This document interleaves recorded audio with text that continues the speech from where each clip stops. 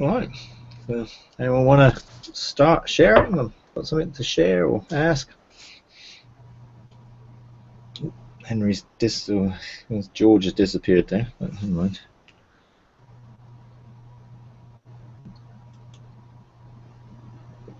Yes. Who wants to start with something? I'll jump in. Yep. So last time that we talked, just briefly, I had mentioned, just some things about the cloud of witnesses, and that you had mentioned kind of just at the end that Enoch's body was different, right? Hmm. I'm trying to, as far as there's Enoch's body, and so since that time, I just went, I asked the Lord, could I meet him? Because that's just what I do. When there seems to be a purpose, then I say, And so I have, but met him, but I also have met, at the same time, I met others that also have been resurrected.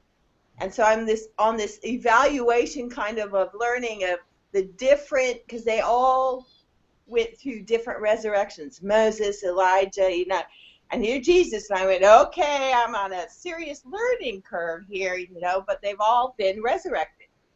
And so what was interesting is Enoch came and visited me, and I was sitting out on my back patio, and me, I kind of like to touch things and mess with things and ask lots of questions. And so he was sitting there, and I went, okay, you're sitting here in the spirit, but you do have the ability to sit here in the body. So I put that on the table and went, And so my spirit, sometimes you know how your spirit just jumps in and does something, and you go, what did I just do?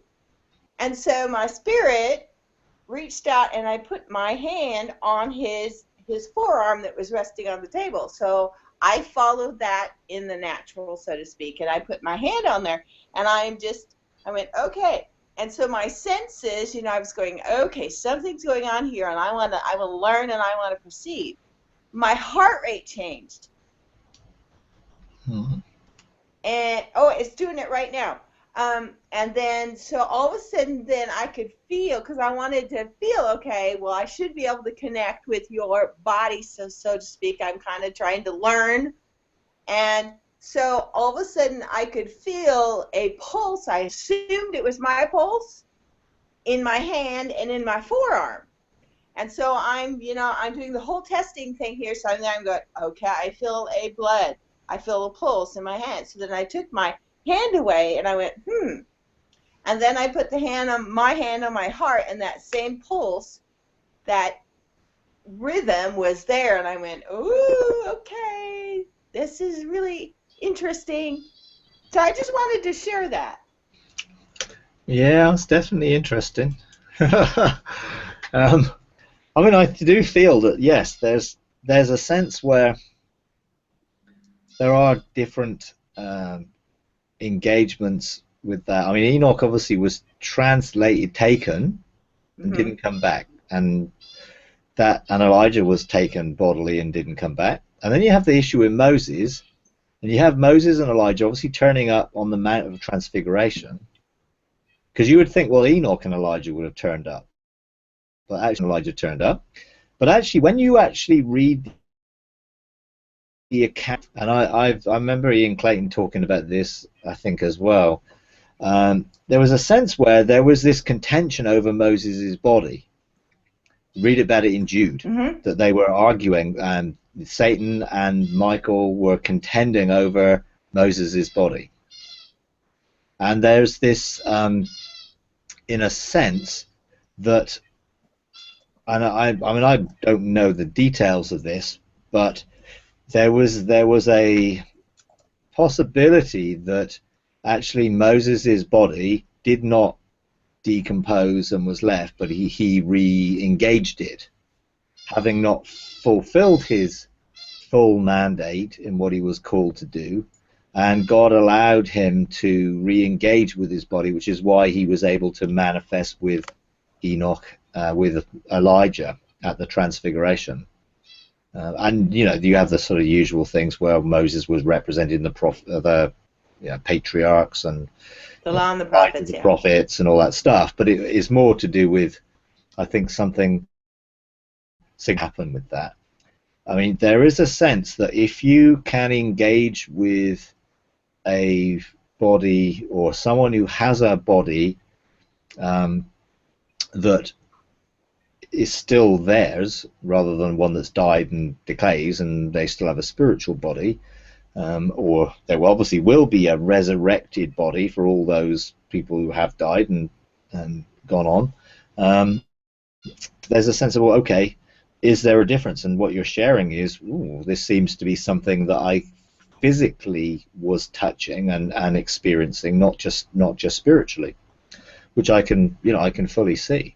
And you have this whole cardiogenosis thing where if we get close enough to a physical body, we interact with the magnetic field or the electric field that's given off by their heart, and we can interact heart to heart with people. And we talk about, well, we had a heart to heart when we shared intimate things, but actually there's more to it than just talking. You know, there is a sense where we can communicate heart to heart through the revelation, the frequency, the stuff that we give off.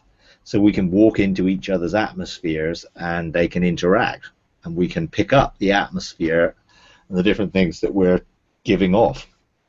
So, you know, with Enoch, and I have had a number of engagements with Enoch, and they've always been really significant, really, really significant in terms of giving me quests, direction, things to do, which have all been very significant things. Not sometimes understood things to start with, but once I've eventually got hold of what I was being asked to do, turned out to be quite profound, some of the things that I was asked to do by him.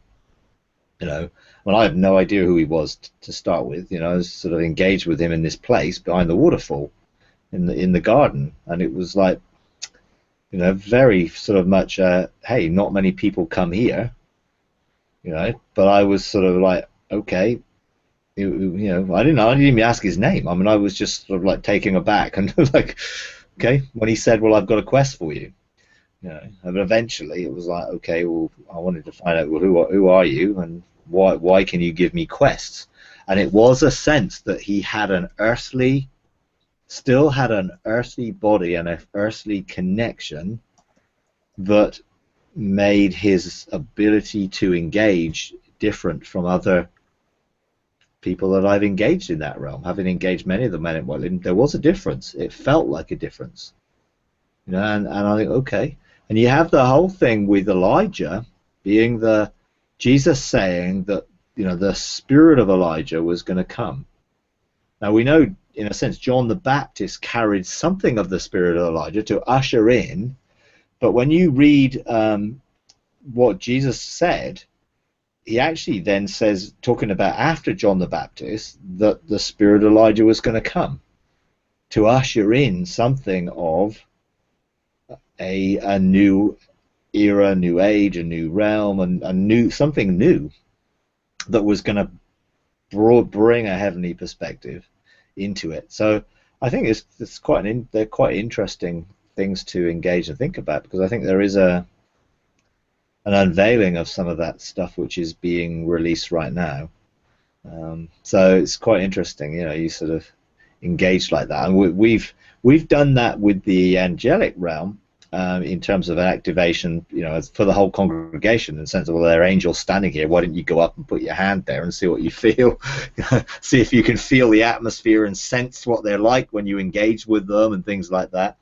We've never done that with the cloud of witnesses, but, you know, it's certainly something which I think we have to help people to identify how they can tune into those atmospheres, frequencies, engagements, really. Because I think they're important, and I do believe God has, you know, some major purpose for those things in the future. So yeah, very interesting. Yes, it'll be interesting to see how that develops. Whether he gives you any quests. I'm gonna go. I haven't asked him. I'm too busy asking him stuff. Yeah, I'm going to go and talk to him, I think, and say, hey, it's not really fair. You know, you do all these things. He says, well, what about Kristen? She, you know, you need to give her some stuff to do. I shall note to self, go Yes. behind the waterfall and engage Enoch. Yeah. Hmm. The Uh, grotto. That's called the grotto back in yeah, the. yeah, yeah, that place, yeah. I've been there before, but Enoch wasn't there. Yeah, I mean, several people have mentioned it to me that the Yeah. way it looks and the sort of a bit like that sort of cave grotto sort of thing, Yeah. and yeah, it's certainly one of those things. But some of what you get when you get encounters, it takes quite a long time sometimes to get to the bottom of it. I mean, I think beginning of this year or end of last year, I had an encounter with Enoch, and he talked to me about going beyond. And I was sort of like, yeah, okay, but you know, how do I do that? And he doesn't tell you anything. It's just like he just gives you this stuff, and then you've got to go and find out. And I sort of put it into my heart, and so okay, what's beyond, and then what's beyond, you know. So obviously, I haven't even been to beyond yet, you know, because it wasn't anything to do with, you know, beyond the veil in a sense of going into that realm. It was when I'm there, going beyond that which I've yet experienced. So um, I sort of now and again, my spirit would just prompt me to begin to meditate on beyond and think about, well, what is it? And one day I was like, well, I'm gonna find out. I mean, I've had enough of sort of just thinking about it. I need to go and find out. So I went to God and asked him, okay, where is beyond? And he said, well, go beyond where you've been before. And it's just like, oh, yeah, okay, but that's not that helpful. What, you know? And he said, well, where's the last place that you've been on your journey? So I think, oh, okay. So then it sort of came to me that, you know, I followed this sort of following the river of life, you know, and eventually sort of like, where was the last place that I really engaged on the river of life? And did I go beyond that? And eventually, well, no, I went to the throne of grace, and I engaged the throne of grace, and that opened up the avenue to engage the judgment seat. But on the river, it was the throne of grace. You know, I went through the waterfalls and the different places in the Father's garden, and eventually going through the tree of life, and it was like I engaged in the river of, you know, the throne of grace. So I thought, well, I'm going to go back there, and then I'm going to go beyond it. So I then carried on. You know, I was able to walk beyond that, and it got different. It's like the whole dimension, which was like a garden and a river and everything else. It got different as I walked into it and carried on beyond, and it went into a place where it was, the only way I can describe it was, it looked like there was portals, but they weren't like any sort of portals that I'd been before, and they were like almost sort of slits of light, and there were three of them there, and it was like they were revolving. So the light was there, then it was gone, and it would come back like a revolving door. So I went there a few times, but I couldn't figure out, well, what am I supposed to do with this? You know, am I supposed to go through it? Didn't seem very wide. You know, I mean, my mind, you know, sometimes I still think stupidly. You know, I still think sort of like, you know, in a cognitive way, rather than, and it's just like, well, I just go and do it. I was standing there thinking I don't really know what to do, and I went back several times and didn't do anything. And then one day I was a Sunday morning, and I was like, you know, stuff was going on, worship and whatever, and I thought, oh, I'm going to go back there and just stand there today. Maybe this will be a good time to just engage. And I did, and I just stepped through as the light came spinning past. I stepped into it, and I found myself. Well, I don't really know where I found myself. I was totally nonplussed in that everything was mixed up. It's like light, sound, color, fragrance, frequency, energy, matter. Nothing was like anything that I'd ever experienced, and so I was completely, just totally confused. standing there in this midst of something which I had no grid of reference for, and I was just sort of standing there thinking, oh, I don't understand. I've never been in anything like this. Where is this? You know, why am I here? Because it's like I don't have any understanding of this. You know, it's a really weird place. I mean, it was a really strange. It's almost like, you know, it felt like colors were different, but you know, if there was a sky, it wouldn't have been blue. There was everything just seemed to be messed up. So eventually, it's like, well, I got out of there, thinking, well, what was that about? You know, what was all that about? What on earth was that for? And I didn't get any answers. But well, okay, well, I've gone beyond.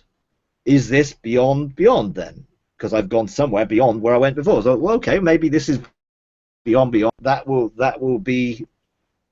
I'll get something later on, but you know, I didn't. So I went back a few times to the place, looking at the other doors, you know, other lights sort of things, and thinking, oh, I wonder what's behind there. But I never really felt to go through any of them. I just sort of stood there, sort of looking and think, whoa, well, it'd be pointless if I go through and they're just going to be like the last time I went through. So I sort of just stood there. And then recently, I've been legislating a lot of things this year, and I got to the end of June, which is sort of halfway through the year, and I said, well, what is it? Do you want me to carry on doing this? Is there other stuff you want me to do? And God said, no, I want you to rest now. He said, I want you to rest like you've never rested before. Which is like really, I mean, it's like really cryptic stuff, isn't it? It's just like, well, what do you mean? Rest like, well, how can I rest? Like, I've never rested like that before. How do I do that? You know, it's like, what am I supposed to do to rest like I've never rested before? And so I thought, well, okay, I'll start with where I know what to do in terms of rest. So I'll stop doing anything and I'll just hang out. I'll go and sit in my garden on my swing, and I'll just rest there. And if you want to come and push me, and we can have a chat about this, then great, you know. So I sort of just started out with, you know, somewhere where I felt at rest and peace before, and I sort of okay, God, well, what do you want me to do? And then he's like, he looked at me as if I was asking him a really stupid question, because like, well, you're supposed to rest. No, you're not supposed to do anything. Well, how can I rest like I've never rested before if I don't know what to do? So I got this circular sort of thing sometimes you get into.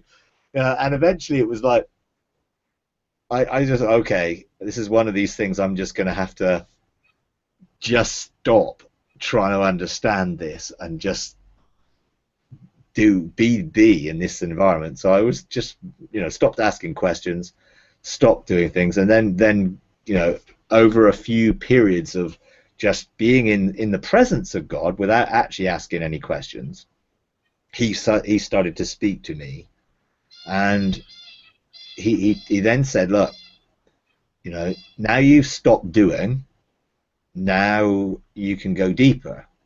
So there's deeper places of rest, and in all the places you've been, there is beyond where you've been in that place. So start coming back to the places you've been, but walk with me. Because before I've sort of gone to those places and almost walked there on my own. So it was like, why did you, and it was almost like, why did you walk through that slit on your own? Why did you go into that dimension on your own? I suddenly thought, oh, yeah. Because if I had a reference point of someone who knew what it was about walking with me, it might have been very different. So I started to walk with him, and I walked on the Firestones. I went back to the Firestones and walked with him. I took his hand, and we walked on, and it was just like nothing like I'd ever encountered before. I mean, it was like a creative experience.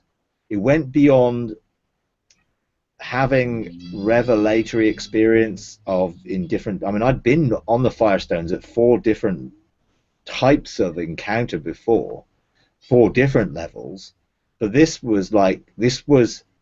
is how you walk creatively with God. And I can imagine Adam, you know, walking with God in the garden, and you know, engaging sort of the animals you know, we're naming the animals. It was that sort of like, well, what are you going to create? What are we going to create? It wasn't like me on my own. It was me and God walking in a depth of father-son intimacy that I'd not experienced before. And then it just got weird. Just got like, some of the stuff that happened was just creative and dimensionally creative. I mean, I can't explain it or describe it quite, but I have tried my best to journal some of it. But it was just like, this is different than anything that I'd ever experienced before. And then it was like, but how do I connect with something that I don't know? You know, how do I connect with something that, you know, and as I just began to then walk with him in different places every day, certain things just opened up. I went back into his garden, you know, and before I've just been there, and I've had amazing experiences in his garden, just floating, just being, just existing, just exploding out and being part of the universe, and really amazing encounters. But I went in there this time, and he said, oh, let me show you this. I've just planted this. So I look at this area of the garden, and it was just like all these amazing things that I'd never seen before, but it's like living things, but plants, I guess, or whatever they are, but amazing colors and fragrances and things all coming off them, and it was amazing. And then he said, well, let me show you this. And I'm looking at the same thing, and it just changes in front of my eyes into something else. And then he said, well, let me show you this. And it changed again into something else. So at this point, I'm sort of like, whoa. I'm sort of getting cross-eyed, thinking, is this the same place? Is this the same thing? How can that exist and then this exist? And where did that go? And so I'm there sort of thinking all this stuff. And I guess I'm sort of getting the fact that God is sort of taking me on this rabbit trail. And all of a sudden he said, look through my eyes. And I found myself looking out through his eyes for a glimpse of how he sees everything there. And it was just like, I thought, seeing three different things in the same place, all having different sort of dimensions up to them, where it was bad enough. I saw it was every possibility that exists. God sees it all there, and is able to engage with it. I'm sort of like, too much. What it then he said was, you need to have your mind rewired. So, okay. So it's like, okay, right. And I sort of got to the point where I'm not going to ask him how, because he's not going to tell me. So I thought, okay, if I need my mind rewired, then this must be a season that why I'm getting these things of walking in new things that I can't understand, that I just can't connect to, that are beyond me in my natural state. God must be doing something to provoke something in me. And so I then started to engage renewing my mind, but not just sort of renewing my mind as in, well, I'm going to think differently, but almost like changing my reality, that the truth that I was experiencing needed to change how I connected with things, and it was like, okay, how do I do that? And well, I'm not going to, renew the mind by trying to renew the mind, confessing truth and stuff would have done years ago. It must be something that completely rewires how I think, how my mind works, how my brain actions, to be able to connect to realities that right now don't compute. It's like, my mind operates on binary code, and God is operating on decimal code or something, and it's like they don't compute. You try and use one form of language to communicate another, and it doesn't compute.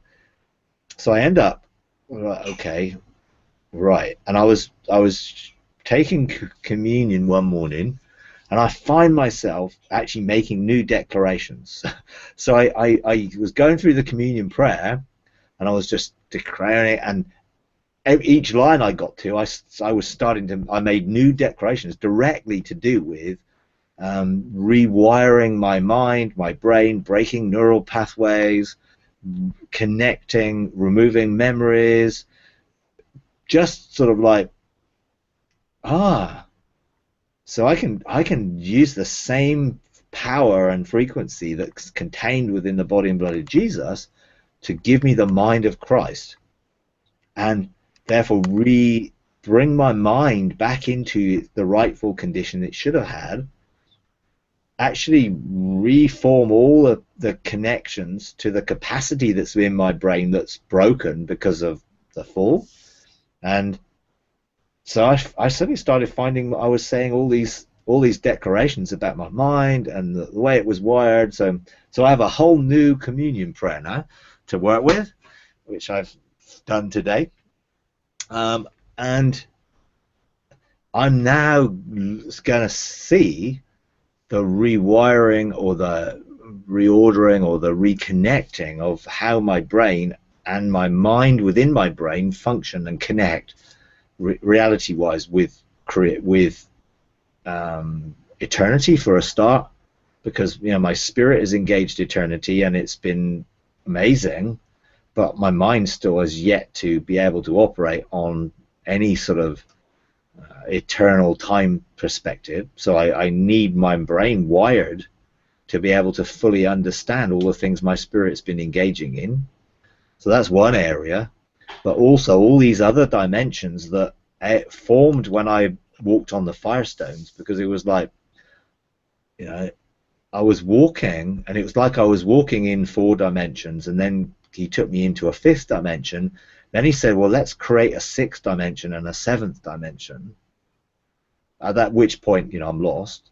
So, and I figure, maybe this whole process of renewing my mind, having my reality expanded, is what God has been trying to get me to do by taking me into new things that have totally confused me and left me completely undone. Because now it's like, well, if I'm going to have any hope of engaging with that, and my spirit wasn't any good, wasn't any better at it either. Sometimes my spirit just knows, and my spirit didn't know. And it's like, because it'd never been there before. So even when I'd been in his heart in eternity, I'd not connected to this place or these places.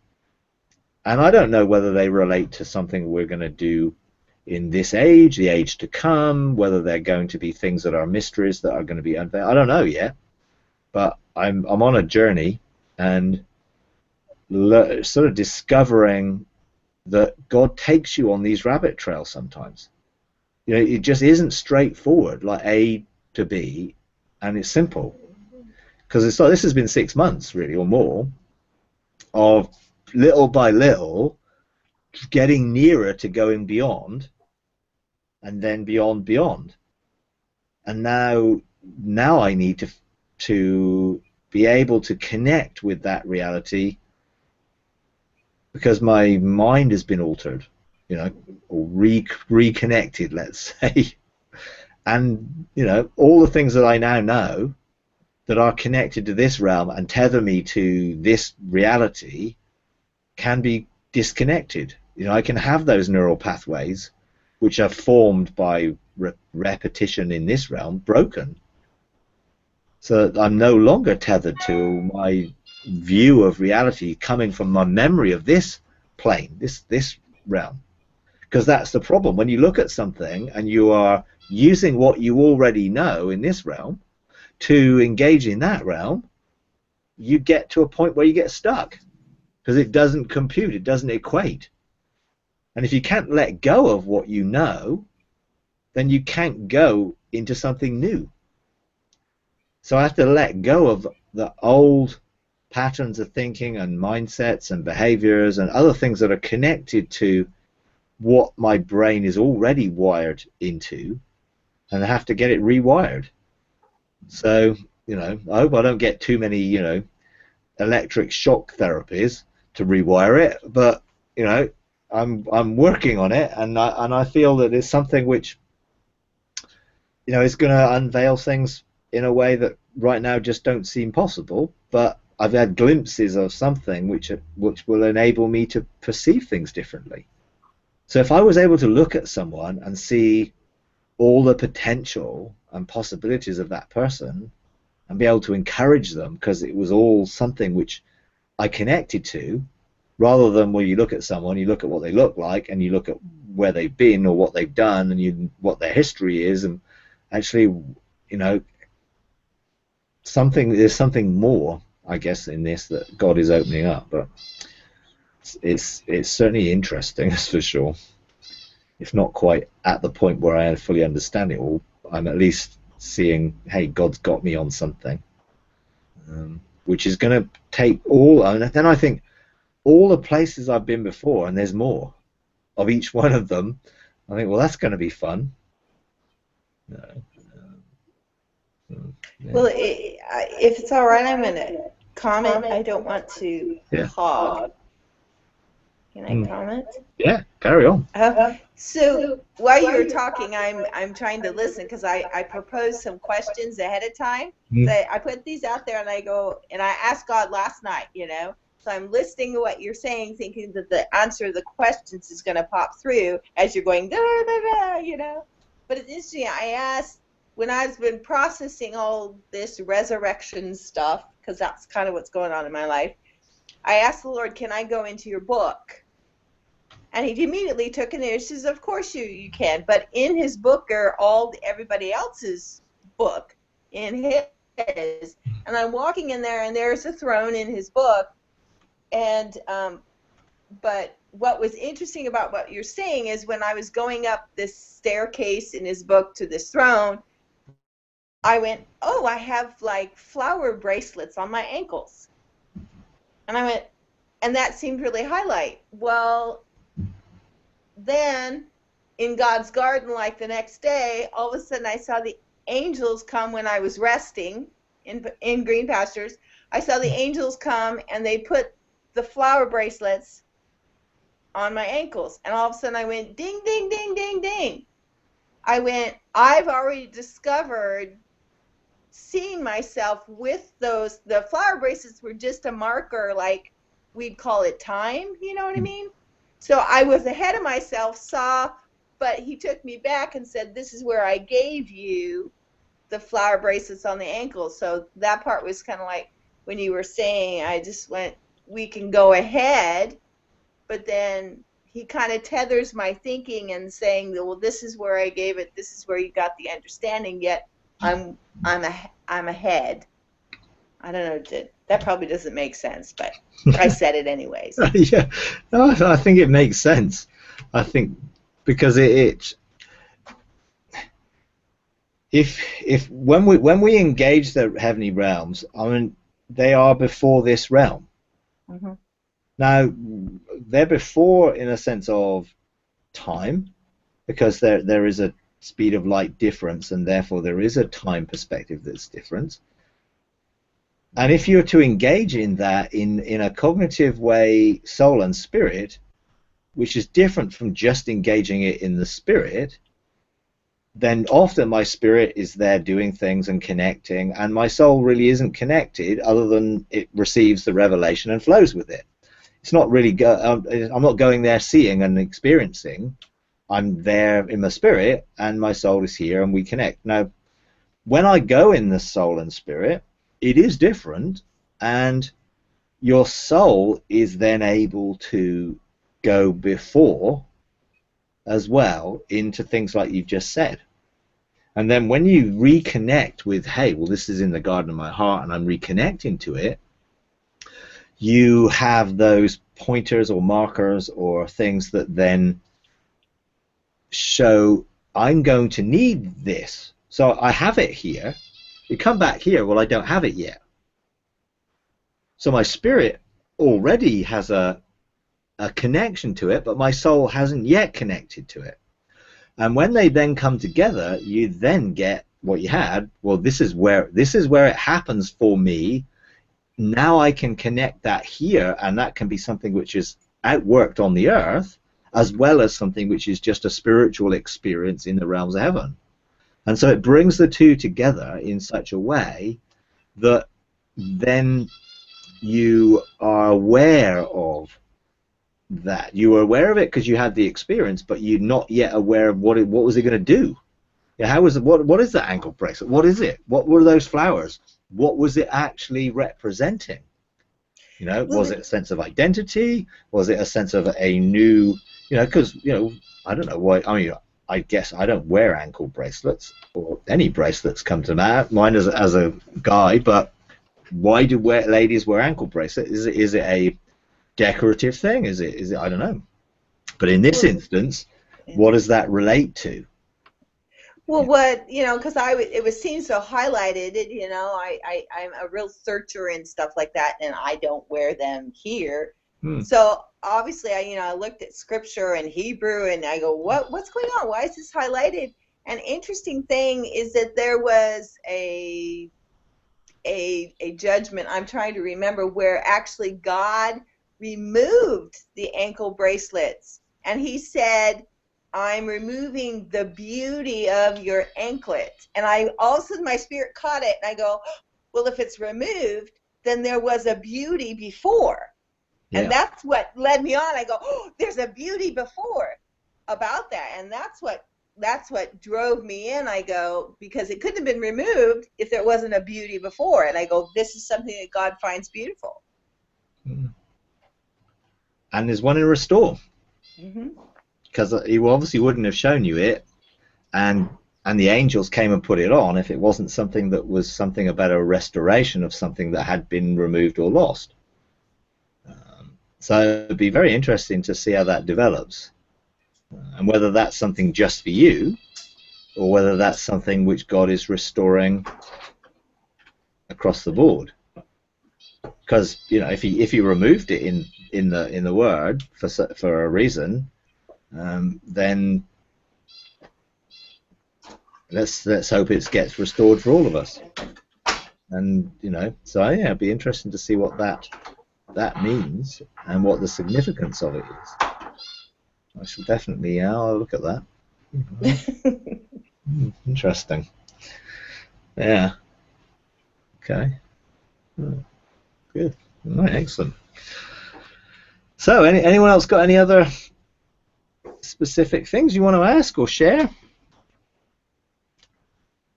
So, yeah, we're on that little rabbit trail.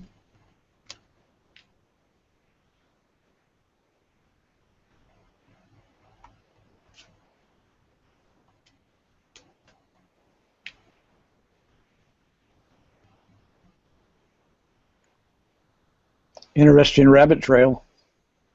Yeah, definitely so. Yeah. Just a snapshot. Maybe you can comment on it or not. Listening to you two, of course, that have been journeying in this particular vein longer than myself. Just listening and learning and trying to fit into some of the things that happened to me, and a lot of the things, of course, speak into that, because then you see, well, that's how that works, or this is how that works, and it's very helpful. Thank you. About a week ago, maybe week and a half ago, I had an encounter with a I guess I'd call it golden. It was bright cylinder. It was a huge cylinder. That's all I can describe it as. Tall enough for me, and maybe the size of a room, if you could dimension it. And there was no doors, no entries. And suddenly I was in it. I went through it inside, and when I came out, there was not anything I saw inside. It was just all bright light. And but when I came out, I had the revelation I'd been there a month. And after I came out, I had some a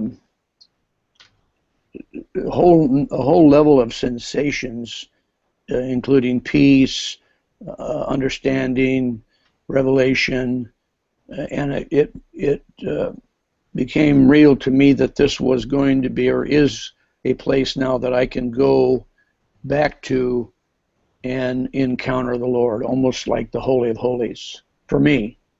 Maybe I'm going to call it my closet, the biblical term closet, where you can find that place to connect. So I'm doing that now. I'm using that experience as a new entry point. And it was an interesting encounter with this cylinder that, in my understanding, had the light of God, the glory of God. And when I came out, I was so hot that I had to take my shirt off because of the physical heat that I was experiencing. So that's just a little snapshot. Awesome. Yeah, I mean, when we engage in things like that, it's very often, get the echo off a minute. Oh, there we go. It very often, we may have had similar experience to that, but it will be uniquely designed for each of us. And so I can remember being in places of intense light, not being able to really see, but it being a really intimate or deeper place. But it didn't look like a cylinder to me, but it was a shape, and it was something it sounds familiar. And I think there are a number of things that sound familiar that may not be exactly the same when we describe them, but actually God's purpose in it is the same, and He's taken us to that place where we can go deeper, and where the glory is thicker and heavier, and it's the weight of that presence there, and I'll keep going back to it. I mean, keep getting as much as possible out of it. And I've found that in those type of things, I really don't try and figure it out. I just want to experience. And what I will do is I will then take the testimony of my experience and I'll plant it in the garden of my heart, and I will allow it to become fruitful. And so the fruit that's available to me within my heart takes time to grow out of that testimony of the initial encounters. And in the past, my reaction to things like that would be, I need to figure it out, I need to go and work it, where is it, what am I getting here? And because I then stopped doing that, I found that all I needed to do was take the testimony. It's a seed, it is within it, has the ability to produce life and to produce fruit. And when the time is right for that fruit to become something which I am fully aware of cognitively and understand, then I will be able to eat the fruit and its goodness will be available to me. Up to that point, I just enjoy and cultivate the desire of that experience, and my spirit obviously receives revelation and peace and truth and other things which you are feeling and sensing, but don't necessarily fully understand. And I've been there myself lots. And I was talking to a lady even earlier. She was saying, well, how do I get to figure out what it is? So I said, well, you may not. It depends what God's purpose is in it. He may want you to have it, he may not. And if he doesn't, you're going to have to accept that. And she was like, yeah, but, you get those, well, yeah, but, yes, yeah, but. I said, well, no, there's no yeah, but. If God wants you to know, then the season when that gets released will be clear. And I remember, when I'm talking to people, when I'm doing things like this and engaging, I remember sometimes I say things that I've never said before, and I've explained something in a way that I've never even thought about before, and it's then, that was what that was about. That is the fruit of that experience, and now it's into fruition that now I could now explain that again to somebody. And I find that often happens, and it's because I've embraced the experience and allowed my spirit to completely receive, but I want it to become fruitful to my life if that's what God's purpose is. And and I've still had many encounters that I've yet to have what was that about revealed, but that's okay, because I know now that fruit develops in a season when it should be, and I don't have to try and force it. See, some testimonies I go and it's like I know this is going to be a doorway of re-entrance, so I immediately produce fruit. So I just tell it to grow and it grows, and there it is, whole tree, fruit and everything, and I can just go and take the fruit, give it to someone else, they can enter into it. Great. But I've discovered that that's not everything, and some things I just have to allow to mature and to grow until the season for picking that fruit or for it to be harvested or ripe comes. And in that time, enjoy it and let your spirit embrace, receive it, within that spiritual dimension, and eventually it will either become something that you are aware of and understand it or not. But doesn't mean that it wasn't valid. Even those things I don't understand cognitively are still valid, and my spirit benefits from, when I stand in eternity and I just stand there, just being there. I mean, that's all I can say. But when I come out of it, I can do things that I've never done before. I can see things and say things that I've never said before, simply because I stood there, and something about being surrounded by the thoughts of God connects with your spirit, and then your spirit has something it never had before, and it can frame from that perspective rather than from our usual perspective of what we already know. Yeah. So sounds like a really interesting thing that God is putting you into. And I when you get to a thing where there's no windows, there's no doors, God is saying something. It's like those things aren't insignificant and they aren't random. There's always something in for you, what that is and what it will mean and how that will be perceived, that will be unique for you, and you'll tune into it. And that's the important thing in these things, is to make sure that we connect with the why God has done that for me. Someone else, he might have put in a pillar of fire. For you, he puts in a cylinder of light.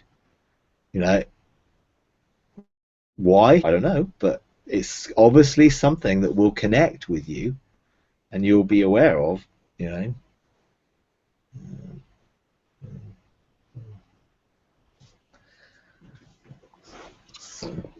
Thanks, Mike. That's good feedback. I'll take those notes and walk with them. Yeah, great.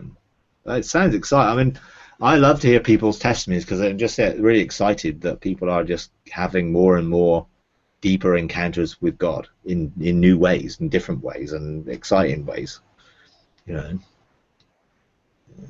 So yeah, go for it. I'm sure it's going to unveil more, because I think when you said, well, I got these sensations of peace and revelation and wonder and things, it's like, well, yeah, that's what it does feel like when you're in a place where almost you're cocooned, and if there was a window, then there will be a perspective.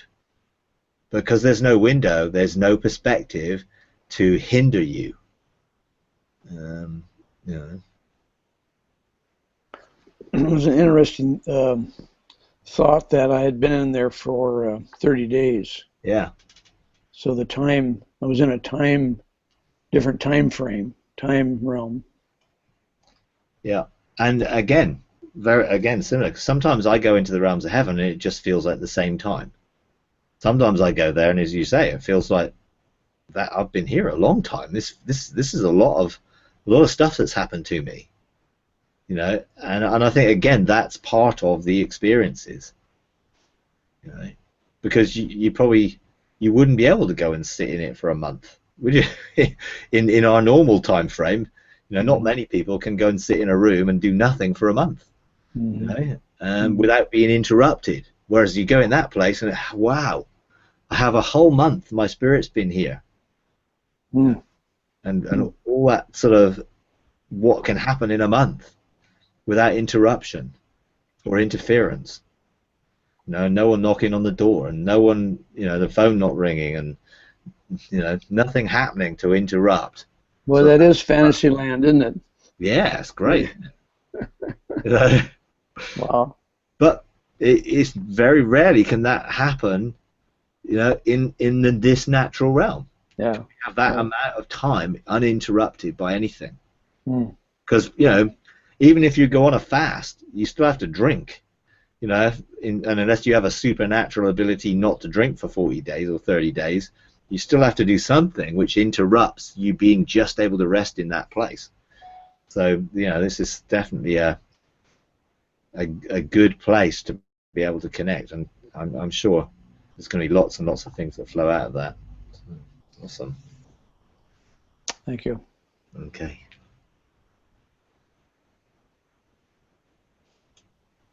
Oops. Okay, anything else? Anyone else got anything they want to share?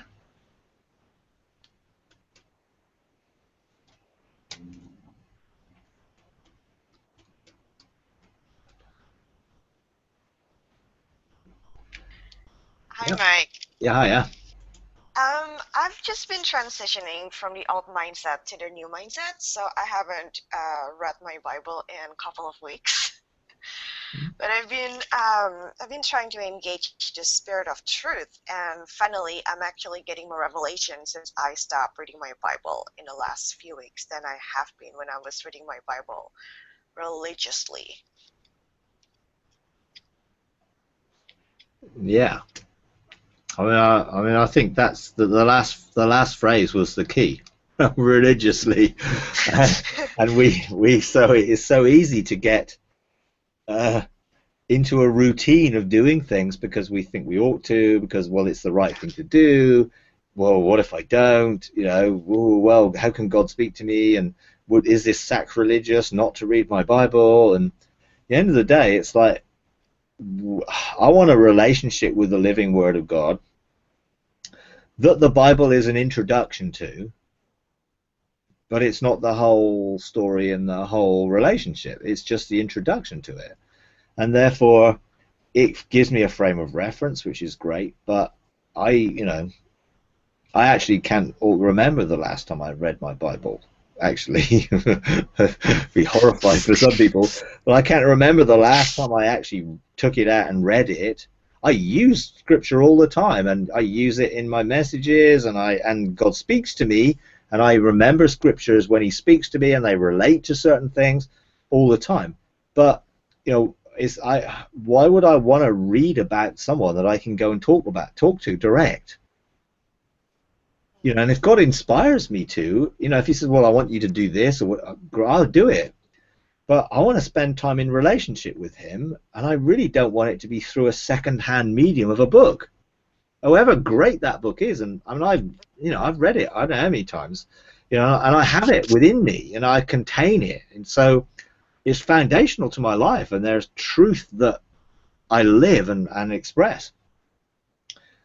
But I don't have to read it for God to speak to me, and I don't have to read it to have the relationship. I go and talk to Him. You know, and I think, well, it would be strange. I mean, it would be strange for any of our relationships if we communicated through letters when we live in the same house, wouldn't it? It's like, sometimes it's nice to drop a little note and, you know, on the pillow and that sort of stuff. But in reality, it's like we don't communicate by letter when we live in the same house. Well, we're living in the same house with God. He's in our house, so I don't need to communicate with Him in a letter form or to read a book. It's like, oh, here's a biography of this person I'm living with, and I communicate with them only by what's written in that biography. Well, it just wouldn't make any sense, would it? But that's what most people do. And their only point of reference, a lot of them, is through that medium. And God will use that medium without a doubt. He will speak to them through it, and he will give them revelation through it and everything else. But it's a stepping stone into the reality of living in the Word and living the Word living in us.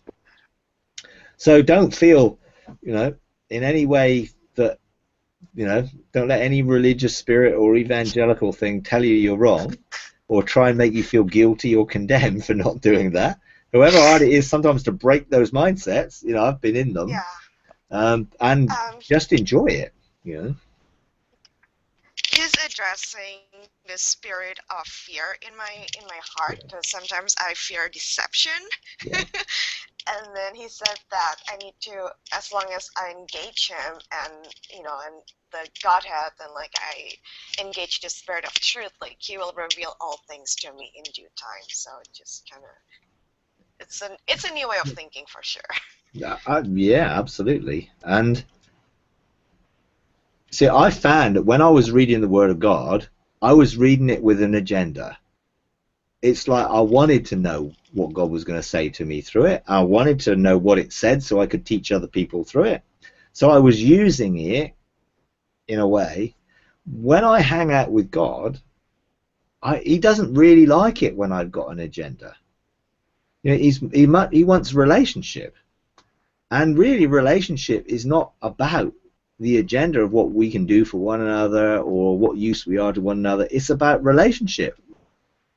Love in its purest sense is not to do with what we do. It's just who we are.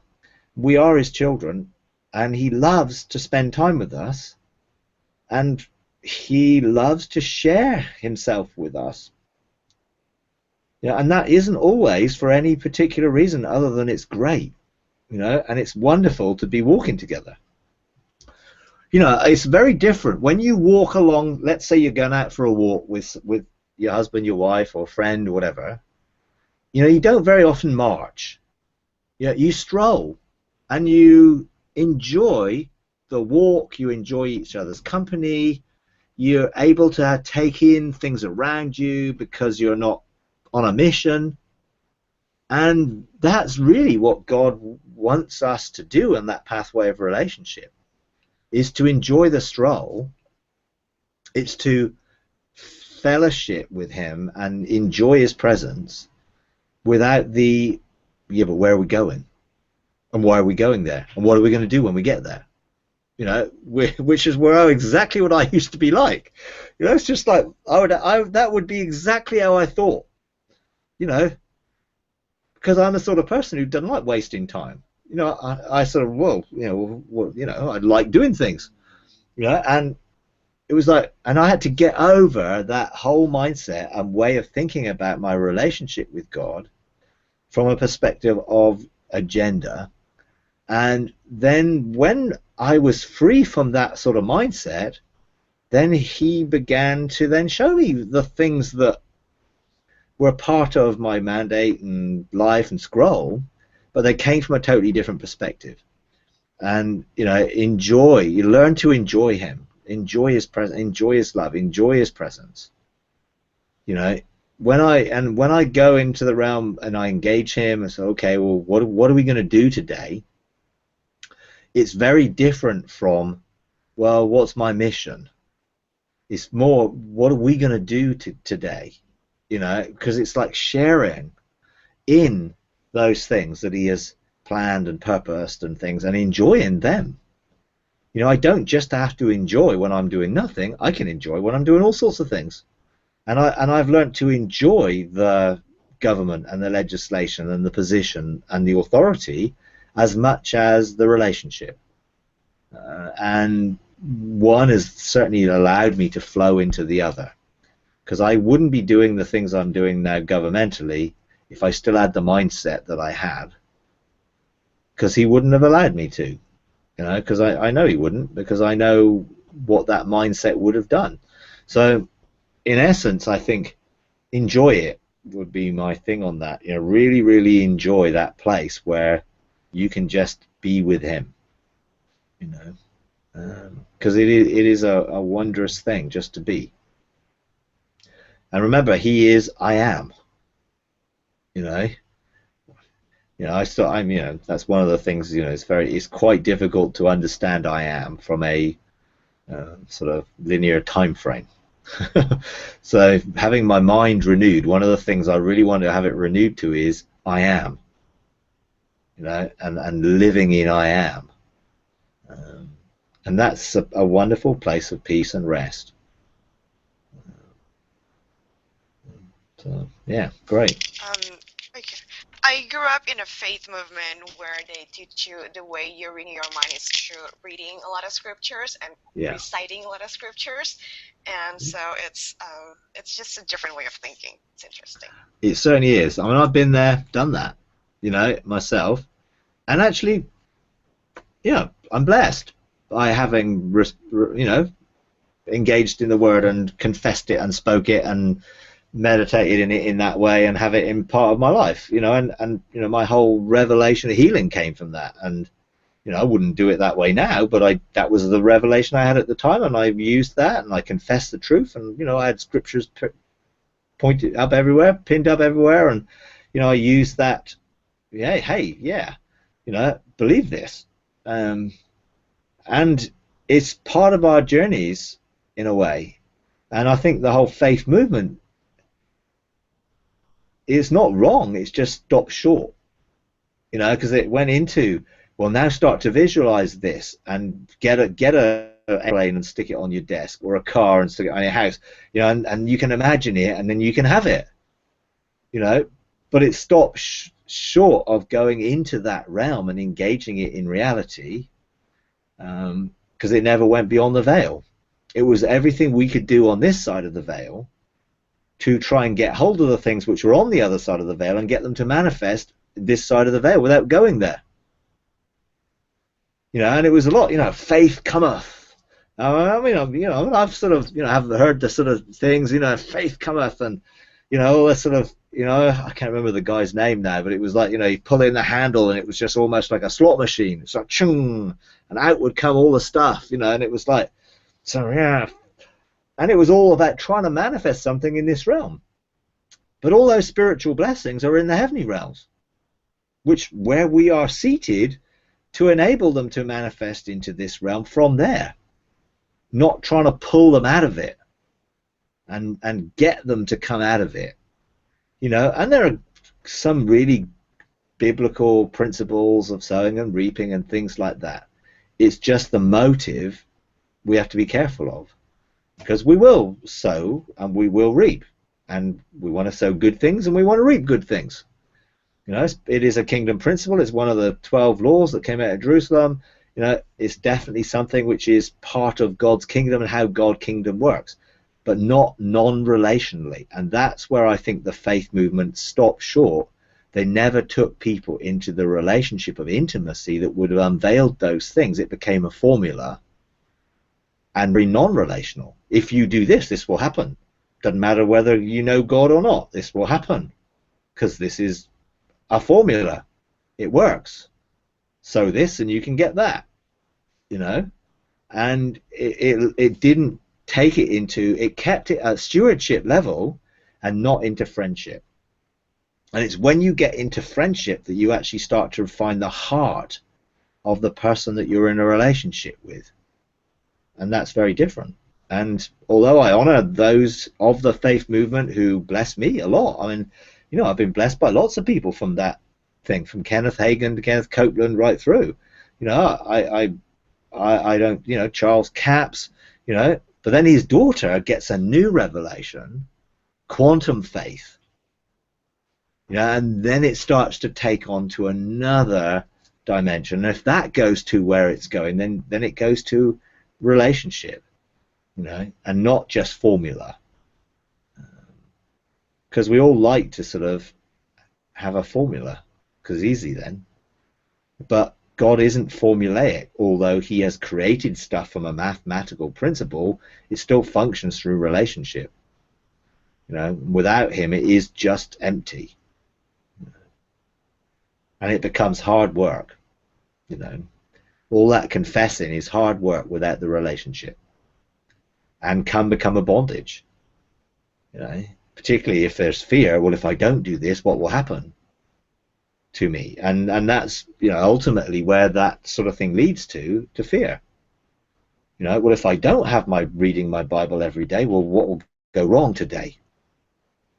Well, all the things that you're now fearful of, you know, because that's what happens. Fear produces, just like faith produces, fear produces, and God does not want us to fear.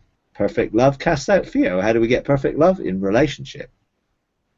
You know, and that's the only way it can come, in relationship. So enjoy your sabbatical from reading the Word of God, and you may be a permanent sabbatical. It may just be a temporary one, and He may use all that you have read and inspire it in new ways and reveal new things through it, which is, I think, the exciting thing. Every time I do read, I mean, I read Bible Gateway more than the thing, because it's there in front of me on my computer all the time, and I have a thought and I put it into Bible Gateway and think, oh yeah, that's really good, you know. But I find just the fresh revelation of new things on things I've read over and over again for years, and now I look at it and it's just like, wow, I never saw that, and I never saw that, or that, and all the different levels that there are in it, because I was stuck on that surface part of it. And it's only the relationship that can take you deeper, you know, which is why God wants to call out deep calls to deep.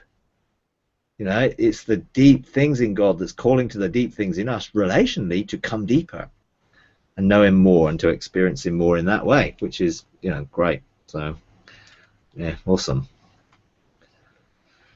All right, okay. All right, well, I better